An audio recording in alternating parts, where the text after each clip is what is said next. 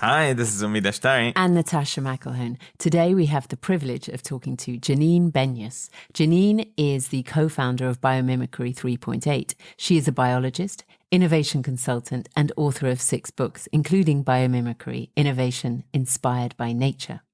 Since the book's 1997 release, Janine's work as a global thought leader has evolved the practice of biomimicry from a meme to a movement, inspiring clients and innovators around the world to learn from the genius of nature. She has personally introduced millions to biomimicry through 2 TED Talks, hundreds of conference keynote presentations, and a dozen documentaries such as Biomimicry, produced by Leonardo DiCaprio's Tree Media, 11th Hour, Harmony, and The Nature of Things with David Suzuki, which aired in 71 countries. In 1998, Janine co-founded the Biomimicry Guild with Dr. Dayna Baumeister. That consultancy morphed into Biomimicry 3.8, a B-Corp social enterprise providing biomimicry consulting services to clients like Nike, General Electric, Herman Miller, Procter and Gamble, and Levi's. In 2006, Janine co-founded the Biomimicry Institute, a non-profit institute to embed biomimicry in formal education and informal spaces such as museums and nature centers. Over 11,000 members are now part of the Biomimicry Global Network, working to practice, teach, and spread biomimicry in their region. In 2008, the Institute launched AskNature.org, an award-winning bio-inspiration site for inventors. Janine believes that the more people learn from nature's mentors, the more they'll want to protect them. This is why she writes, speaks, and communicates so prolifically about biomimicry. We talk about learning from biological systems, waging war against nature rather than allying to it, how profitable emulating nature can be, fitting form to function, how ant colonies inspire mobile phone networks, the dependence of the agricultural system upon oil, the photosynthetic reaction center, how nature is our best chemist, AI helping the detective work of biologists. And before we get biomimetic, just to get you in the mood, here is a question from William McDonough. Imagine this design assignment. Design something that makes oxygen, sequesters carbon, fixes nitrogen, distills water, provides habitat for hundreds of species, accrues solar energy as fuel, makes complex sugars and food, creates microclimates, changes colors with the seasons, and self-replicates. Well, it sounds impossible, doesn't it? It's a tree. Let's get into it. Hi, this is Umid Ashtari. And Natasha McElhone. And with us today from across the pond is... Janine Benyus. And glad to be here. Oh, thank you so much for joining us. So you popularized the term biomimicry, which has galvanized an entire movement.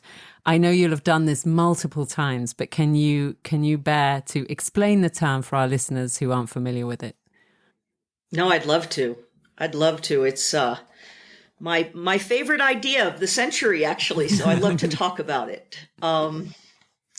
It's a simple idea, biomimicry. It's in the word. It's to emulate life.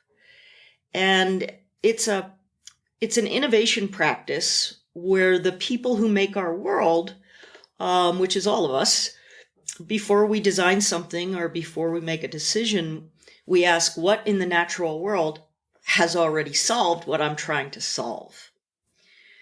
Because we're not the first ones to have tried to do what we're doing here on Earth, which is to live sustainably, in a way that enhances this place. Life's been doing that for 3.8 billion years. So this is literally it's an ancient practice, but now it's become new again. And biomimics make a practice of looking into the natural world for models, for efficient and elegant forms, for processes like photosynthesis. How do you pull energy from the sun, all you leaves, all the way to the ecosystem level? How do these ecosystems work together to create conditions conducive to life? These are all things we have to do, and we have forgotten that there are 30 to 100 million species that have been through this and figured things out. So that's what biomimicry is. It's literally it's a design practice. I know in your wonderful book you explain a lot of these processes and how we can copy nature. There's an overarching question, which is, and you also address this in your book, and whether we need to change all of our systems in order to adopt the kind of rethinking and restructuring that you're talking about, or whether you think it can happen incrementally. You know, we, as the unintended consequences, this emergency of our own making approaches us at increasing speed. And we have so many metaphors like Milton happening right now doing that. I feel an urgency to move beyond incrementalism. There's something in the natural world. Evolution works incrementally, generation after generation, but there are also these things called punctuated equilibriums. And that's when life jumps to a whole new level of coping. And we see this in the fossil record, that all of a sudden new innovations come up and then they spread. Cambrian explosion, for instance, these punctuated equilibriums, almost a phase change. And I think that's what we need. I do think we need, and biomimicry has always asked for this, the deep redesign of everything, of how we live in relationship with the material world and with each other. Because our ways of doing things, everything from our economy to how we manufacture, to how we build, to how we power ourselves and transport ourselves, to how we feed ourselves, and to how we take care of or don't take care of the earth that nourishes us. All of those are up for redesign in my estimation. And we do them in very, very different ways than the rest of the natural world, this young species that we are. So hope my urgency is for a fast growing up for this young species that is Homo sapiens sapiens. We're about 200, 300,000 years old, up against 3.8 billion years, right, of these biological geniuses. The only way I think that we're going to have that kind of a growth spurt, that kind of a maturing, is through the humility of realizing that we've got a lot to learn from the species that have been here before. And thankfully, they're willing to gift us with their ideas. If the people that are profiting and thriving from the current systems, who also control most of the wealth or what we invest in, how do we get that shape shift? How do we achieve a mindset change? I always look to the natural world. And how is it that the natural world, no matter where you look, it's sustainable, what we would call sustainable, right? It gets better and better over time. It bounces forward, not backwards, right? A forest knits itself closer and closer together and creates more and more opportunities for life. And those life forms actually enhance and sweeten that place. And that's what life has done. When this place was a ball of rock and fire, it slowly sweetened this place. Life did, right? Like that's our heritage. And if you ask me how it did it, it would be that there is a single, unassailable criteria for what is successful. And what is successful is that which is good for life. And so if we are to have the kind of phase shift that I'm talking about, I can talk about a lot of amazing technologies we could do. That low carbon technologies, things that are not toxic, life-friendly chemistry. I can talk about those, and we're learning about those. Those are instances of the kinds of moves we're going to have to make. But the first thing, I think, is this change in what it is we value and what it is we think we're doing here on Earth. And right now, our whole system works to value, as we know, the short-termism, the rewards to a certain small group of people at the expense of Earth and humans, right? That value system has to change. And we're on our way to doing that with renewables. As Amory Lovins used to say, what if we got energy too cheap to meter? What if it was free? Mm-hmm. The question is, what would we do with it? Would we use it to, dig a deeper well, to mine more quickly? What we value that's what we'll get, as a system. So all the people that are working in so many different places, there's no silver bullet right now, so to speak. But there's people like Kate Raworth working on a whole new way of thinking about economics for the 21st century, right? There's people working on, how to heal this planet. There's people I'm going to Colombia in a couple of weeks with the COP. There's a COP for the Paris COP was for climate. This is the COP for biodiversity. There's going to be 150,000 people there working to see how we could change policy so that we start to go from denigrating the planet to healing the planet. I think sometimes when we think about how we will be able to change the whole system, it gets tricky to find the one solution. It's millions of actions of individuals, as you're saying, that come together and talk about this stuff. And maybe it takes a few generations. Hopefully we will not lose the race. Humans are always good at adaptation, not so good at mitigation, unfortunately. It's just our brains are linear. They don't think in the exponential world that we're in right now. But let me maybe take us a little bit in a different direction. And that is, look, as you said, 3.8 billion years of time to probe the design space and come up with something that is OMID, which is 100 trillion cells and like 1 billion reactions in each of these cells per second. This level of complexity is not something that we have any shot at creating as humans, right?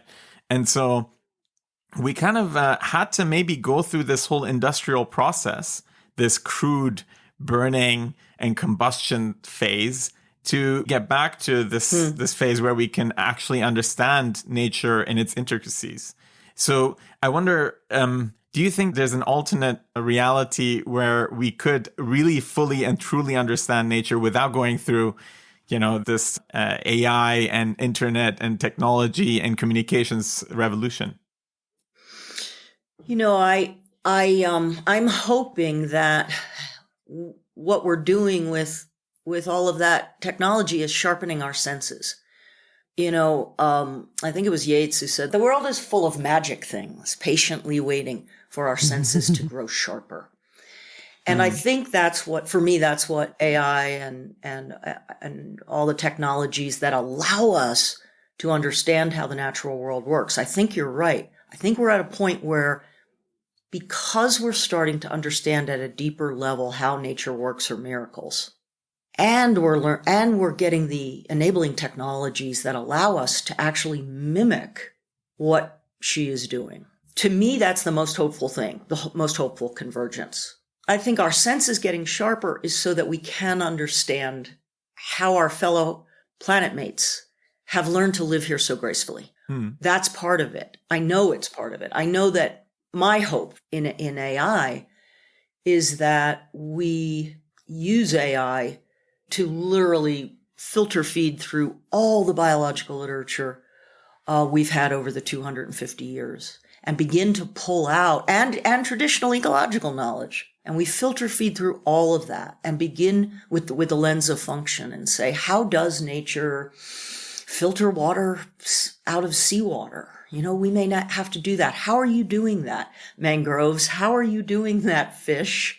You're all seabirds. How are you drinking seawater and then getting fresh water and expelling the seawater? What are those membranes like, right? AI can look across taxa, right? From amoeba to zebras, it can ask a question like that, read everything we know about it, everything traditional communities know about that, and then say, okay, how can we emulate that? To me, we're on the cusp of truly being able to emulate these other species that are so successful. And technology is the thing that has helped us get there. Look, I think there was an innate and intuitive understanding, say, in our tribal past about the workings of nature in some shape or form. But we at some point decided that we want to go from 2 billion people in 1940 to 8 billion now. So any solutions that we create really have to be working at a large scale. And it's very hard to tell people, hey, sorry, but you kind of have to now be back to subsistence living because, we made a mistake there. Give me back your heater and your washing machine. All right. So the way we're trying to figure out is to kind of reintegrate this really beautiful knowledge that you're highlighting into the scale that society has at this point in time in the early 21st century. On that note, maybe you can dispel a little bit these critics who say, hey, this stuff is not scalable, it doesn't work, and in nature it works because it's been at it for so long. And, I love my Flyknit shoes, by the way, Nike Flyknits, and that seemed to have scaled quite well. So there are other examples. Yeah, exactly. There's an enabling technology, for instance, right? So instead of gluing them together or sewing different materials together, we have found an enabling technology that allows you to have one material and knit together in a new way. So, back 25 years ago when I was talking about how can we scale up a material system in which you use one material, but you give that material different characteristics, like the different parts of your shoe. Some's more rubbery, some's more stretchy, based on its design, how you put those weaves together. And people were like, well, that's impossible. And I would, like a dragonfly would come by and land, right? And I'd say, well, look at this dragonfly. Like if you look at it, it looks like a science fiction machine, right? With the big eyes that move around, those amazing wings. It can go forward, it can hover, it can stop, it can go up and down. I mean, it's amazing. And and when it's young, it looks entirely differently. So it goes through a metamorphosis. I say, look at this. This dragonfly is one material system. It's chitin. It's kind of protein. So everything that you're looking at is one material. If we were to make a brain, we'd use a different material, eyes, a different material, wings, muscles, a different material. No, it's all one material, but life adds information to matter.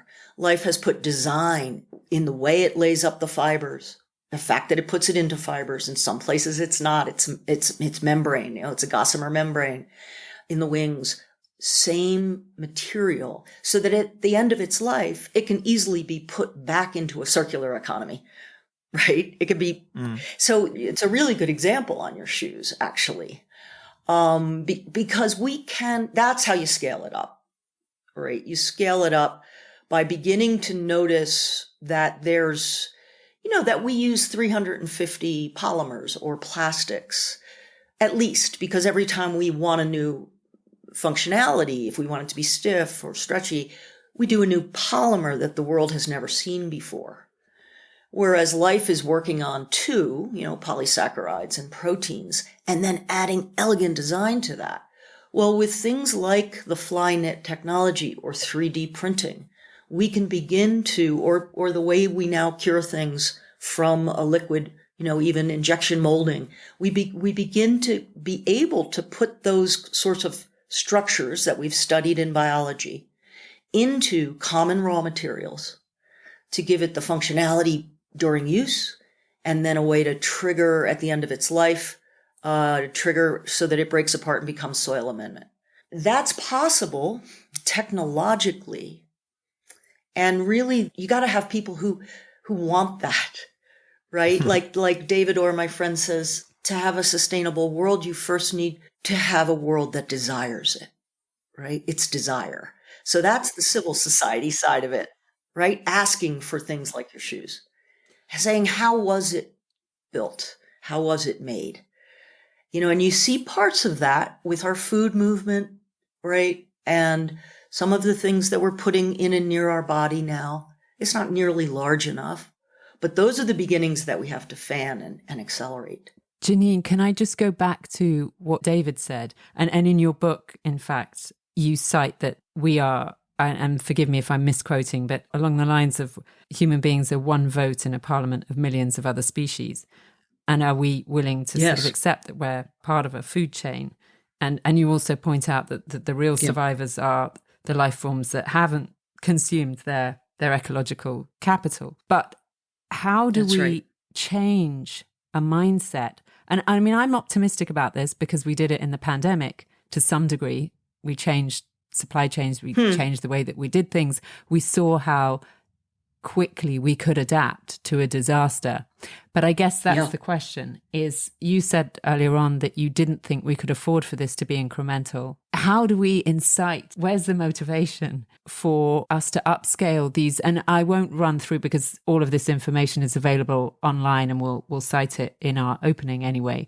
But the wonderful inventions that you and your team and other teams that you work alongside, the sort of the U-pod that has a natural way of getting the mosquito population down, learning from cactuses or cooling systems based on termite mounds and all these stomach of a cow, digestive systems helping with get rid of waste in water and these incredible innovative systems that copy nature. How do you get that to upscale to, as Omid referenced earlier on, 8 billion people living in different land masses with different sets of laws and different loyalties and different fealties? How do we come together in this war? That's one of the questions we're asking ourselves constantly, Natasha. We have a for-profit consultancy where we work with inventors. And then we also have a nonprofit, the Biomimicry Institute. And there we've been giving people the tools. We have a thing called Ask Nature, giving inventors the tools to be able to start to understand biological systems so that they can emulate them.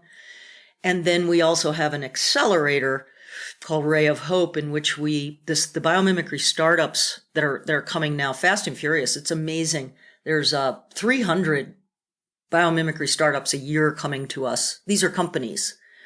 And we try to help accelerate them into getting them financed, getting them well known, getting them what they need to take that next step so that people can sort on the alternatives. So for instance, you can talk about paint, as we've been doing it forever.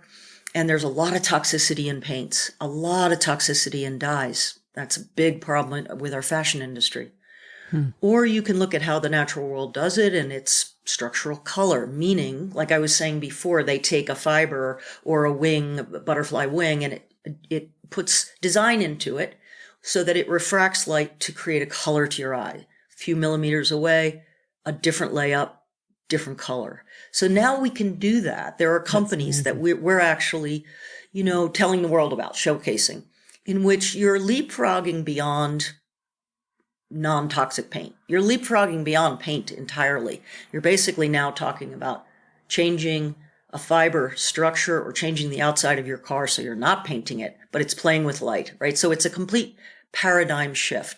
So those alternatives are super important.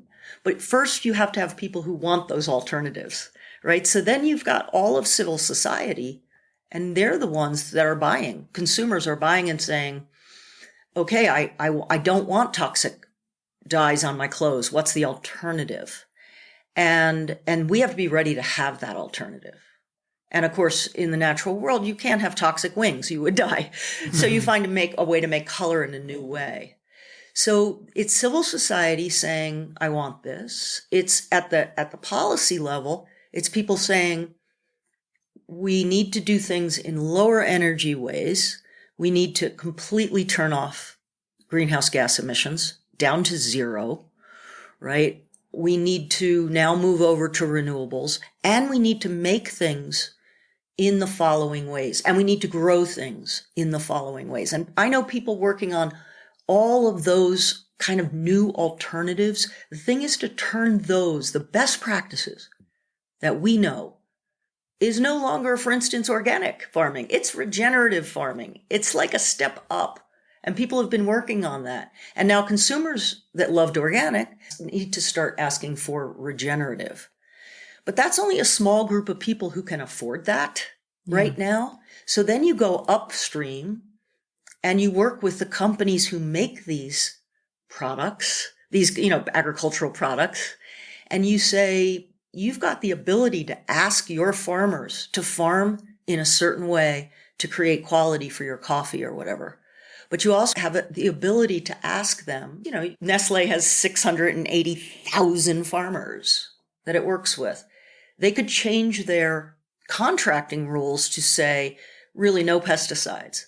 Don't till the soil. Keep cover crops on and put trees in for shade grown. They've got the ability to do that. So that's when you start to scale, Yes. right? Because then you've got the people, and then you've got policy instruments asking for that. Those are some of the ways I see, but like I said, it's an all hands on earth policy. It's all of us. I was amazed in your book when you cited that agricultural, the farming process, that it's 9/10 fossil fuels and 1/10 farming. I had no idea of that ratio of dependency. Yeah. And also exactly. just how the beginning of agriculture was the beginning of us losing touch with natural cycles and seasons and trying to override that system. But how? It's you don't find monocultures like that in the natural world. That last very long. Yeah, you talk a lot about extractive versus cyclical systems, but I remember there was this lovely quote around maintaining an energy balance that can't be borrowed against. And of course, we've done exactly the opposite. But you are confident then that these big companies that own most agriculture have incentives from governments or independently of governments. I mean, which way is it? And are going to change their practices. I think that those companies have drivers on them. There are some that I've had the pleasure to work with that will do it voluntarily. But there are drivers. They've got context that they have to operate within, and that we, the people, give them what companies call the social license to operate. And they talk about that. In 5 years, will we have the social license to operate? When they realize that we've ruined this water source. They are increasingly in a regulatory framework that is getting global in its demands. So what I mean by that is, the carbon reporting, the greenhouse gas reporting that companies have to do right now are now, because of the Paris Agreement, the 191 or 92 countries that agreed to that Paris Agreement made pledges. Companies within there made pledges. They're not meeting them fully, but at least there's a process in place for them to meet them. Now, I'm going to the COP for biodiversity in Colombia next week. And that's really exciting for me because in 2021, the Global Biodiversity Framework was signed. And what that said was, in the same way as we, as a global species, need to start doing things in ways that help halt and reverse climate change, we also need to do things in ways that halt and reverse biodiversity loss. And this is, I can talk all day about why those two things were ever separate, but finally they're getting together in our policy mix. And what's interesting is that right now, every company that I work with and municipality and nation, they're starting to look at what's the risks, and all the financial institutions, looking at the risks and dependencies right now. And that is, in what ways are we dependent on nature, right? And this computer is dependent on nature. You go back in the supply chain and you find that mine where those rare earths were, right? And all the water that was used to make it. That's a dependency, right? You start to go back. Literally, this is what they're asked to do. And they have to report all their dependencies. And so then you start to go, wow, I really depend on clean water. I depend on a fishery, ocean fishery being healthy. Oh my goodness. I depend on, shaded water. They start to realize no pollinator, no coffee bean, no Starbucks. So that's what's happening now. But the next step, that'll get people's minds, right? Thinking about it. The next step is opportunities. And this is where it's exciting for me. And I work in this space in biomimicry. Our company's been working in this space for about 15 years. And what we're doing, we call it Project Positive. We're saying, Now that you've added up all the bad things you do and you're going to reduce the bad things, what are you going to do for nature? Can you learn from nature for nature? What if you asked yourself and we're starting with the built world, in every factory I build, in every corporate campus I build, in every university campus I build, new municipality district, as I build it, and this is actually what we do, we go and we find an intact ecosystem where that would be growing there if we weren't there. So we go to a forest, we measure it for all, and we find it as healthy as we can, and we measure it for all the things it's doing for free for us, which is what life does. They call them ecosystem services, but they're things like it cleans this much air, it cleans this much water, it softens noise, it cycles nutrients, it stores water, it stores carbon dioxide, it supports habitat. We measure that, and then we come back to the building site and say, okay, acre per acre, how can you do this with your site and with your infrastructure? Like, instead of a parking lot, you want to store water, so maybe you put in permeable pavement. Instead of a roof, you're going to want to support pollinators and nesting birds and cool the air. So maybe you want to put in a green roof or a blue roof. And we've been doing this, and it's asking of our designs to do something to give back to the rest of the natural world beyond your borders. And that is where things change. It's a value system. You ask, how are you going to scale this? And I keep going back to value. So if you ask your designs, or if you ask your building, or to just make it comfortable for the people within the building without thinking about what's outside the walls, that was step one of our maturity. Yeah. Step two is, what goodness are we gifting away downstream, downwind? Because that's what the ecosystems do. So you're designing we literally measure it, systems and we hold them to that. Internalize nature's system. You're talking about anything that we make that's new. Our starting point should be internalizing what nature would have done. So I agree with this approach. You were talking about a Cambrian explosion earlier. Yes, of course, those inflection points occur. It's hard to ignite that naturally, start a revolution naturally. There's a few things that are going the right direction. I think this new generation, for all their faults, are very aware of a lot of these ecological issues that are happening. This awareness that you're creating, I think in general, there's a higher awareness. What I'd love to maybe focus on, I loved this example with the parking lot, is we know the incentive systems of this current world. And while I do think we have to shift the value, that said, I do think pragmatically, what are things that we can apply from nature's principles that make things more profitable for our company? And not thinking about the next annual report, but maybe 5 annual reports down. Maybe we can shift people to think that way, right? And if we get them to think that way a little bit more, what are some angles here? How are we going to push people to adopt these principles to drive their bottom line, so to say? Well, the companies that are out there now are profitable. I mean, people don't realize how much biomimicry there really already is. If you flew in from somewhere today, you went past one of those screening tools where you lift your hands up. That's a completely new way of doing screening. It's an acoustic camera, and it's based on the Brazilian free-tailed bat and how it echolocates. Wow. There's really a lot of things that you're already using. If you're sitting in London and you make a cell phone call, your call is being routed through the different exchanges using what's called an ant colony optimization software. So it's acting like ants because they're so efficient. So people who have studied ants have seen how efficient they are at finding food and how efficient they are at switching if something's crowded and going to something else. And so they took that and they put that software into, and there's many, many things that are already profitable. And some of them are huge differences. We had a winner in our Ray of Hope Prize last year, Green Pod Labs.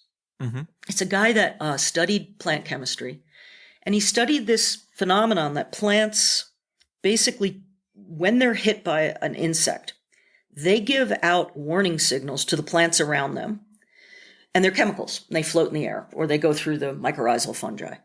And they warn the other plants. And what those plants do is beef up their defenses, meaning they put in a few compounds that the insects don't like, so that when they come, they're less palatable than when the insects come over. So he said, that's interesting. He wanted to do something for India. And he looked into, it's the second largest fruit and vegetable producer in the world is India. And he realized that 40% of all produce spoils on its way to town in India, on those trains. And that means the farmers are not profitable. The co-ops are not being profitable, right? There's 40%, plus it's a massive greenhouse gas, the methane coming off of wasted food. And so what he did was he emulated these plant alarm signals. He created these little sachets that he's able to throw into, and he works with the co-ops who aggregate the farmers' food before they put it on the trains and trucks. And he puts it in there. The fruits and vegetables are still alive at that point and able to respond. And so they take in that compound, it's just floating around in the air, and they beef up their defenses. And he's able to up to 50 to 80% more vegetables make it. Wow. He's able to really, really, really cut down on loss. That's super profitable. Yeah.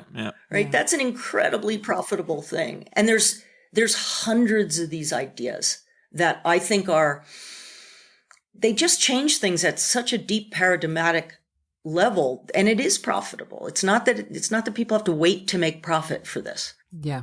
This is, I think, the story that needs to be told. I do think we need a total system reset and rethink, but if we can work within the incentive systems that have been created, obviously we're going to achieve things faster. And I do think that, swiftly acting at this point would be preferred. I wanted to get you to Yeah. describe or talk about, I'm just curious, since the book was written, I'm imagining there's been a ton of progress in this particular field, but the photosynthetic reaction center, would you describe the work that's doing and what its ambition is? Oh, absolutely. Yeah, that's a fun race to watch. So this is the idea that, leaves should be the model for solar cells, right? And for that matter, because they're like, they're ubiquitous little solar panels everywhere you look. Interestingly, they're made from common raw materials. At the end of their lives, some of them become leaves again, right? So they've got the circular economy thing going on.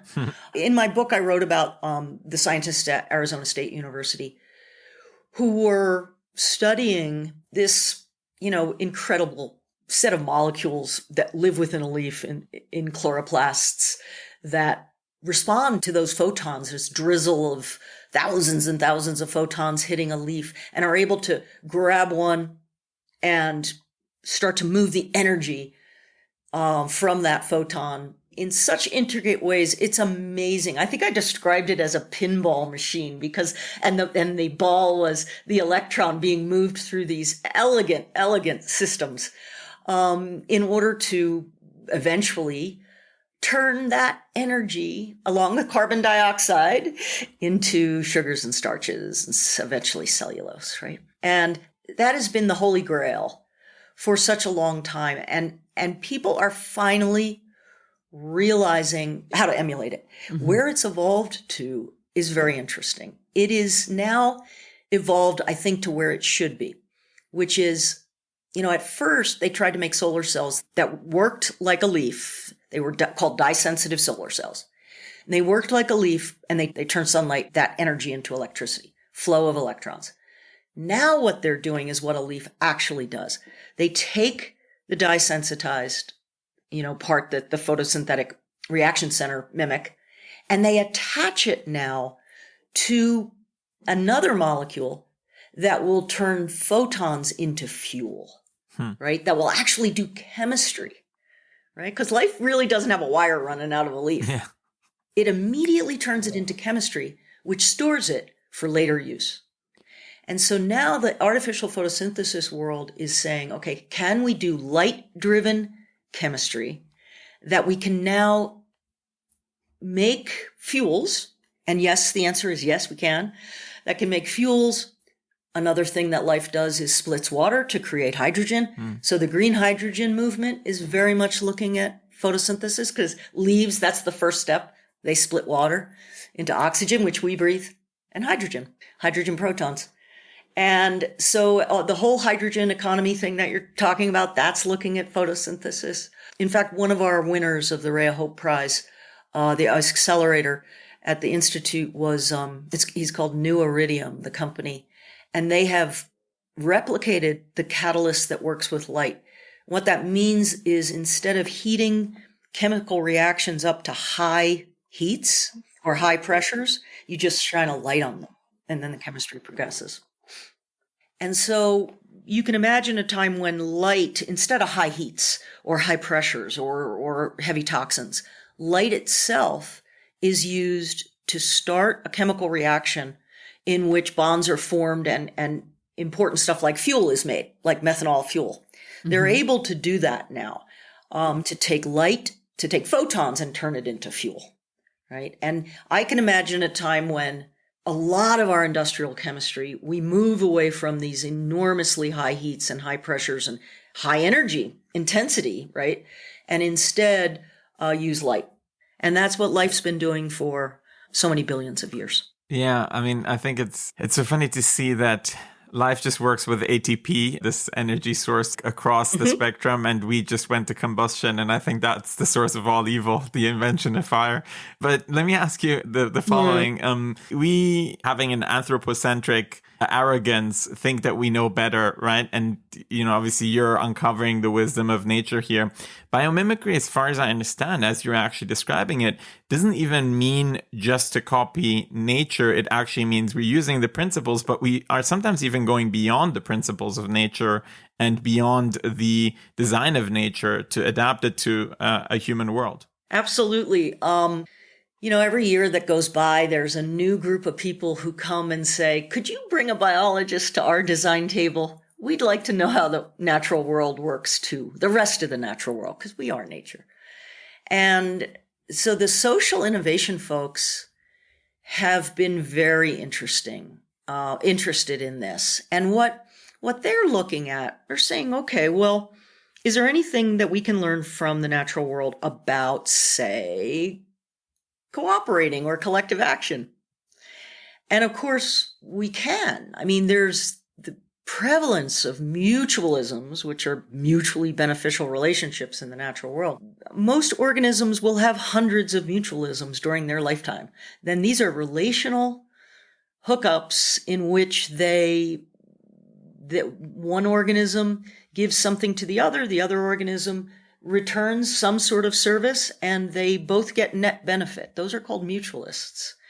Right. And so what we do is, as the biologists at the design table at B38, we go deeply and learn everything we can about how mutualisms get formed, what makes an enduring partnership, what's the etiquette, because there is an etiquette. There's a fairness doctrine for sure in these mutualisms, so one doesn't become a freeloader. And we're in the biological literature learning about that. And then we extract the design principles, and we go and work with, we've worked with nonprofits who are trying to work with their clients. We've worked with merger and acquisition, two companies coming together. How did they become mutualists when they used to be antagonistic, nice. Bid for the same job? And we give them best practices around mutualism. Right. We're doing a project for Robert Wood Johnson Foundation on the nature of trust. We're looking at trust in the natural world. And what are the best practices around keeping trust, maintaining trust? It's very related to our mutualisms. But yeah, there are things in the natural world we can learn in social realms too. Janine, there's this lovely passage where you describe nature as being the best chemist, but specifically animals are I think you call them fur-covered pharmacists, how they know how to eat and not poison themselves. And we've lost that ability. We wouldn't really, well, I certainly wouldn't be able to, forage safely if I was stranded. Yeah. And we don't know how to shop the land, I think you said, anymore. And one of the things I was going to ask you about was just the role, and you mentioned it earlier on about the role that AI can play in speeding up some of this knowledge gain, I suppose, studying howler monkeys or whatever it is, and how it is that they discern that this leaf is safe and this one isn't. And in fact, how do I extract all the nutrients from this and yet, avoid toxins or digestive inhibitors or things like that, and how we can learn from animals. If we are part of nature, and if we are the sort of conduits of inventing a new superintelligence that's going to help us understand the planet in a way that we haven't thus far, is there an idea, because you have this this lovely measure of our time on Earth at the beginning of your book, that I think we were a day, we would just have been here for 15 seconds after midnight or something. I've probably got that wrong, but you get the analogy. 15 seconds to midnight. To midnight, yeah. To midnight, yeah. But what happens if we wait then for another minute? Would we be past this and through this and okay, we may be part of the sacrifice, but is what we have shepherded through actually going to be progress in the end? Is it going to be a new age? I am really rooting for us, Natasha. I really am. You still see us as the destroyers, ultimately. I know, like, I'm the one who has, like everybody else, cleaning up after. I call us toddlers with matches. That's how young we are. And we've all been cleaning up our, since I was born, cleaning up after the toddler, right? It's not that I don't know what we're capable of on the negative side, but I also know that every species, and we are a young one, every species that's been on this planet, 99.9% of them have gone extinct. They tried, and either their adaptations were not well adapted, or because of a bad asteroid day, for whatever reason, we're here with the ones that have figured it out. And so I ask myself, are we going to be one of the ones that figures it out? I'm hoping. I think we're heading for, unfortunately, an evolutionary knothole. And not everybody's going to get through. Like, not all the species are going to get through, which breaks my heart. But are we? And I think we've got all the capabilities to. That's the thing. I mean, we are such good mimics, right? And we've created these senses that we all talked about. We're now understanding, and we understand our predicament. We're the storytelling animal, so we can see where we came from. We can kind of see where we're gonna go. And that's why we drive away from Milton. We've got that predictive, like, we can tell us that story. So can we change our story? I do think it comes down to that, very much of how we see ourselves. And so, for instance, when I work with these companies and I say, okay, we work with Microsoft on creating the data center of the future. And is there a way in which a data center becomes something a community wants? Please, in my backyard, PIMBY instead of NIMBY, right? And if that is the case, then you've got to function like the forest, the wildland next door, and produce all these ecological gifts. Well, that's new thinking for humans. They're like, excuse me, I am under no obligation to give clean water to my neighbor, or to abate sound for my neighbor. I don't have to do that. It's like, yep, the big leap is that we want to do that. If we as humans get to the point where we realize really the trick that made life of the 0.1% that are here, the trick that made it work is that they're constantly creating abundance beyond their borders, not just for themselves, but they're creating cleaner air, cleaner water, right? They're cycling nutrients. They're getting better each year. That trick, if that was put into our value system, that's just how we do things. And we could get over this myth that we are desperately and irretrievably selfish. We tell ourselves a lot of stuff about ourselves that is not helpful, right? It's not helpful to say, well, that's just human nature. I'm like, no, we're biological beings, and biological beings figure out a way. My little world is watching design, and I've watched sustainable design. Every year, the bar gets higher and higher and higher for what good is. So my goal is that, if we get through that on the other side and bloom on the other side, our goal for what is good design or what is normal design has to be design that is life-friendly from start to finish, right? And intentionally designed to actually make things better throughout their life cycle. And there are people people going through design school now, that's what they learn. It's not here yet in front of us, but I have to hope it's coming. Well, that is such a great point to end it on. And we thank you very much for doing your work and telling this story, changing the story, and moving the world into the right direction. Thank you so much, Janine. That was so inspiring. I feel a lot more positive. You are quite welcome. I fear to ask, do you agree that are you rooting for us? Do you think we? Oh, yeah. Oh, think 100%. We have a chance? I think the only way to get up in the morning and keep going is to have a positive story, right? Yeah. And so we have to be hopeful, hopefully realistically hopeful. But yeah, it's all about creating those positive stories of the future. Yeah, knowing what we know, right? It's a choice. Knowing what we know. It's definitely a choice. Optimism, but what else is there to do? Yeah, but you're an optimist and you're also a pragmatist. Thank you for doing this beautiful podcast. Inspiring. You're actually doing something about all of this. What's that? I said you may be an optimist, but you're also a pragmatist. You're actually doing something about all of this. And my goodness, so much. It's so inspiring. I hope everyone reads your book. It's so informative. It was I learnt more in your book than I did in my whole time at school. Wow, thank you so much. And that was such a long time ago. And I thought I would just go and write another book, right? And that was my 6th book. I'm a writer. I write about life. And anyway, so I went back to write my next book, and companies started calling and asking me to bring biologists to the design table. And I realized, oh my gosh, this is like something wanting to be born. But I kept saying that, not me. You got the wrong person. Yeah, I found business partner after business partner, and we just said, okay, the world's wanting this. Let's do it. So 25 years later, here we are. Definitely. Amazing. What a great life. Yeah.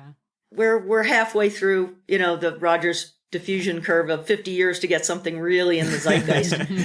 It's, I guess, nearly 3 decades now for you, right? Since the book. Yeah. More than halfway through. Anyway, but things like this help. Conversations like this help. I'm now subscribed to your podcast. I'll be listening in on you.